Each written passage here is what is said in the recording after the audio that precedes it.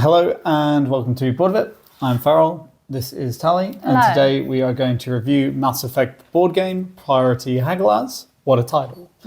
And this is a licensed tie-in board game to the Mass Effect video games, and in particular this board game is set during Mass Effect 3.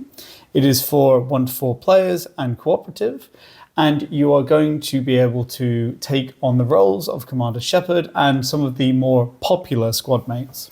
It's worth noting that we're going to give you both sides of the coin in this review because Farrell is a huge Mass Effect fan, having played the game series several times, whereas I know sweet FA about it at all. Well, one time you thought that early in our dating lives, you thought that I didn't want to talk to you anymore, but I was just playing Mass Effect. Yeah, so that's how much you love it. Nearly lost me over it. Yeah, pretty much. Yes, and before we get into it, it's worth noting that this was a review copy kindly sent to us by the publisher.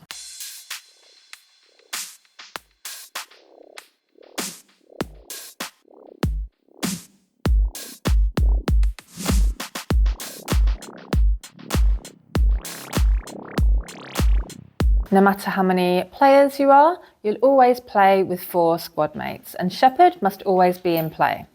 Besides Shepard, your character choices are Tali, Rex, Liara, and Garrus.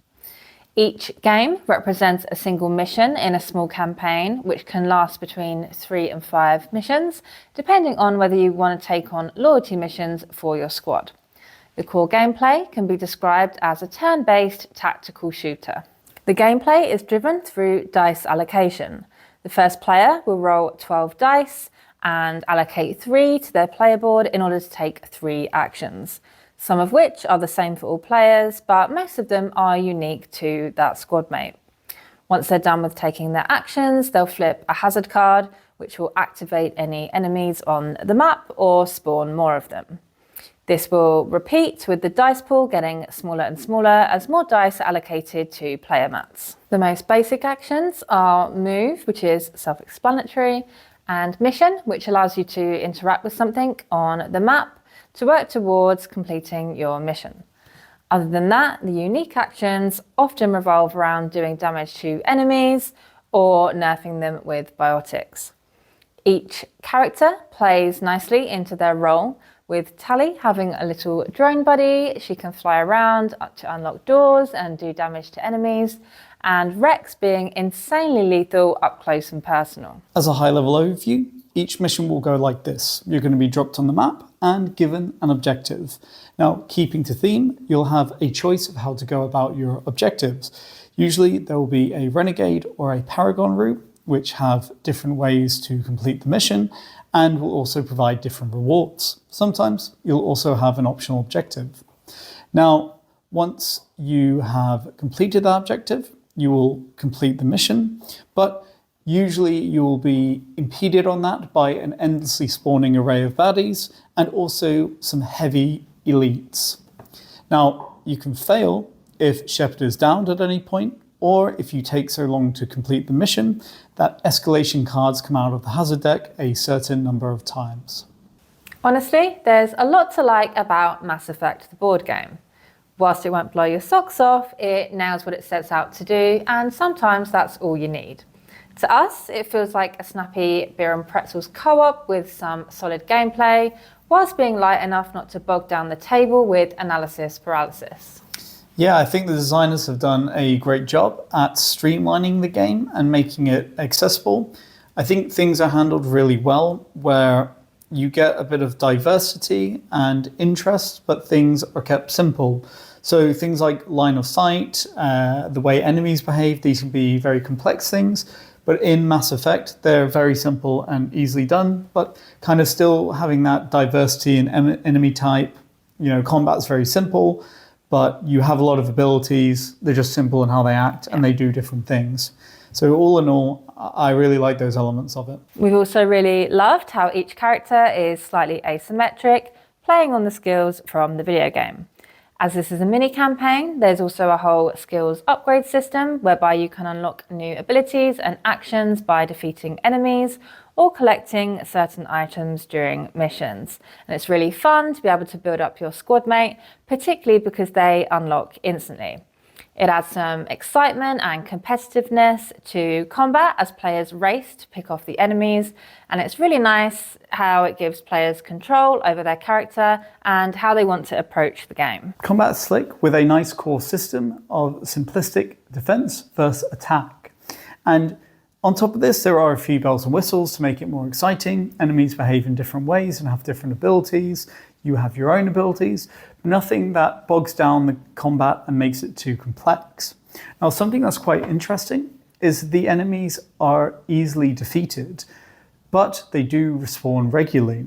So it actually really replicates the feel of the video game in terms of when you're fighting off multiple waves of enemies, kind of over and over, that back and forth push till you clear an area. Something I quite enjoyed, and in particular what I enjoyed is how satisfying it felt to take out multiple enemies in turn, just ping them off the board. And especially when I compare it to a lot of hex-based games where you're fighting enemies which kind of can become a slog, it takes multiple turns or rounds to defeat them, it's slow, and there's just something fast-paced and vibrant about this. We also really like that despite on first view it seeming like a fairly limited experience, being a 3-act campaign, there's actually a surprising amount to draw you back in. In each act there are multiple missions that you can choose from, there are different ways that you can approach those missions, and there's also a loyalty mission for each squad mate. That means that to see everything, you need to play a few campaigns. The caveat being that the mission objectives are rather simple. If it's a renegade objective, usually it's just defeat these enemies. If it's a paragon objective, it's go here and spend some dice. So that means for repeat plays, what's going to keep people coming back or keep them interested is really based on how much you're enjoying that core moment-to-moment gameplay of the tactical nature of the game.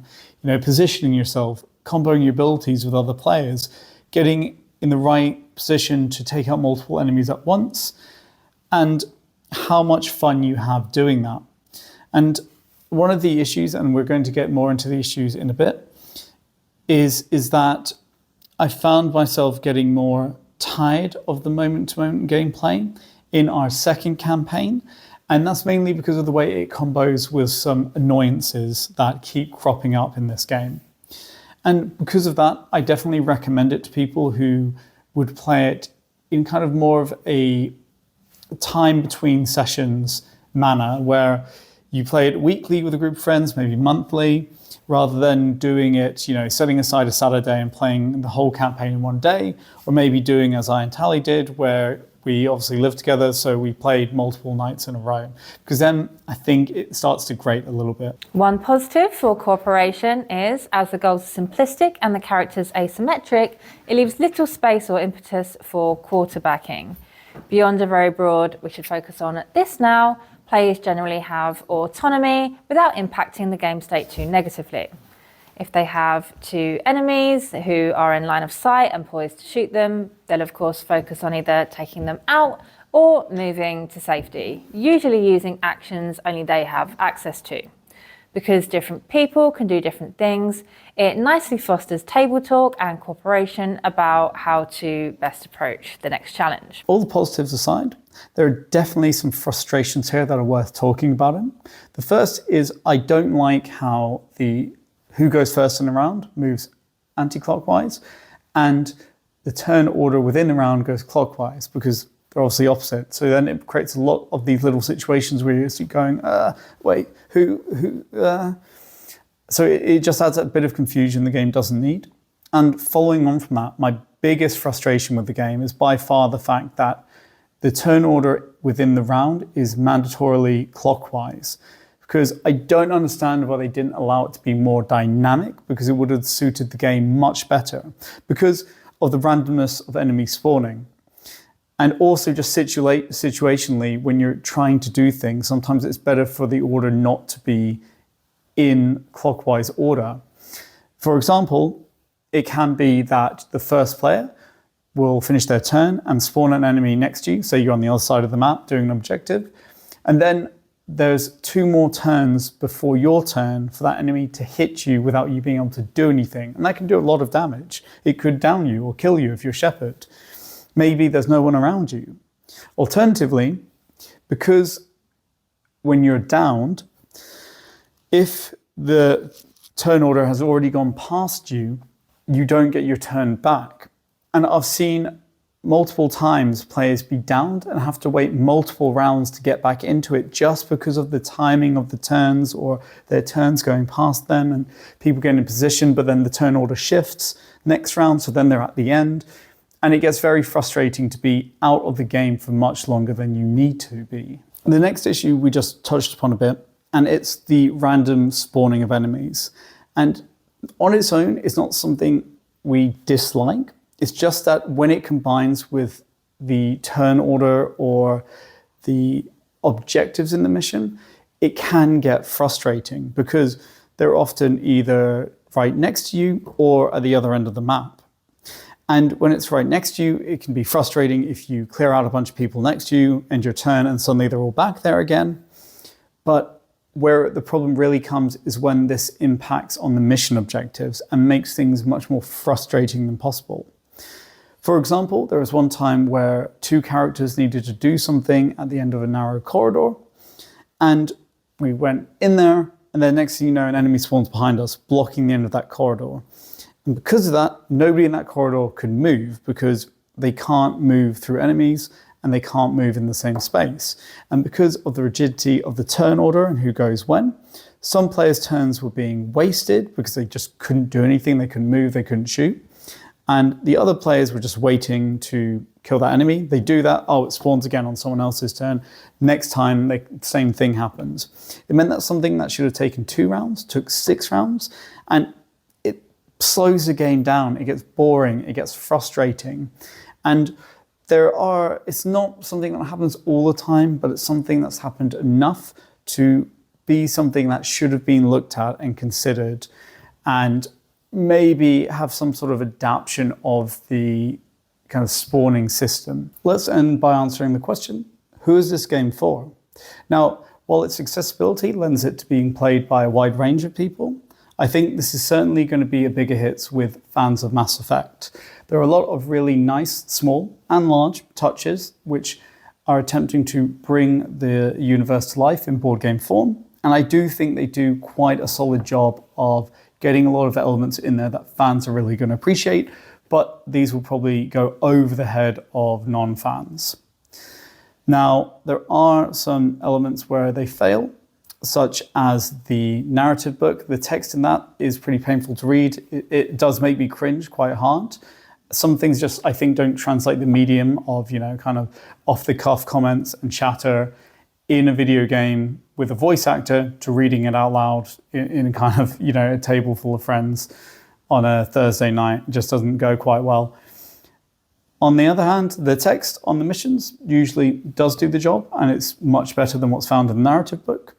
And another criticism as a fan would be the fact that this is a strange setting for a Mass Effect game, considering the wealth of the universe.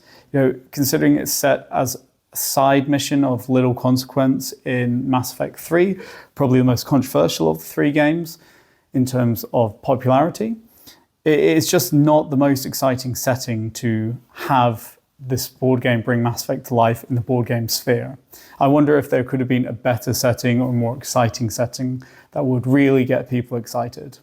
Final thoughts. Mass Effect was a pleasant surprise in terms of a cooperative game that we quite enjoyed.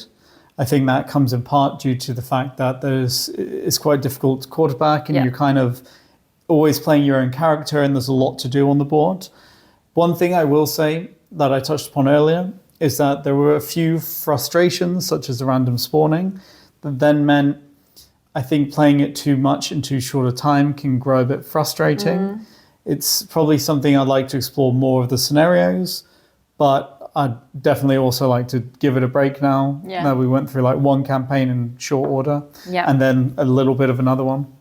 Yeah, I was definitely pleasantly surprised. I mean, as we said at the top of the review, this is one of your favourite video games. I knew very little about it. And you still do. Yeah, exactly. And it was still really enjoyable to me. I don't know if maybe you get more enjoyment out of it than me because you know the kind of franchise, but I really enjoyed it without knowing anything about it. And I think it was really down to the simplicity. I was really able to start playing without relying on you too much for rules because once you know the basic things, it's very easy to just go off. Everything's pretty intuitive. So I think that really added to a lot of my enjoyment was, like you said, the simplicity, but it's kept interesting by the diversity of, you know, the scenarios and the enemies. So yeah, I actually really enjoyed it. Yeah, I think as a fan, it's definitely a bit better if you are a fan, because I think there's a lot of nice touches, as we said. I really enjoy. You did start nerding out about like the characters and stuff, and I was like, oh yeah, that fella over there, and you were like, whatever the name is. Yeah, exactly. But I think, there's a lot of nice touches to the video game. I think, it's not as good as a video game, but very few things are. But that will be our review of Mass Effect, the board game, Priority Hagalaz. So I hope you enjoyed this. I hope it was helpful. If you have any questions, please let us know. And we really appreciate you watching, and we'll see you next time. Bye-bye. Bye.